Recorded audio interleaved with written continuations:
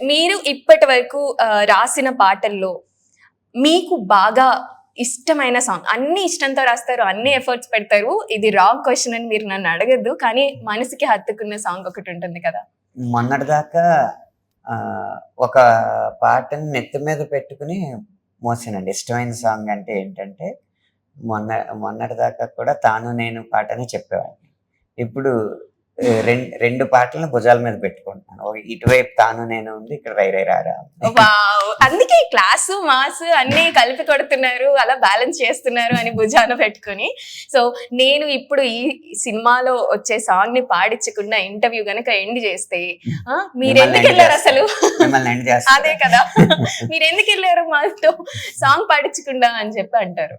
వెనకకి చూసుకుంటూ నీ పైనమలా ముందుకైతే సాగలేదు దారి బాగున్నా వెనకటి జ్ఞాపకంతో నీ ప్రాణమిలా కొత్త హాయి పంచలేదు వేడుకల్లో ఉన్నా పోవాలే పాత నీరు తూలే కళ్ళల్లో పొంగాలే పాటలేరు నీ గొంతుకలో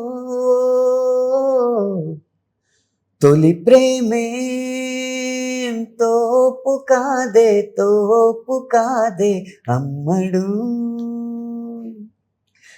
నీ లైఫ్నే ఆపలేదే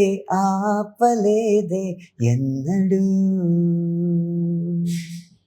గురుతుందా నువ్వు తడిసిన తొలి వర్షం అది వెలసిన తరువాత ఆగిందా ఆకాశం.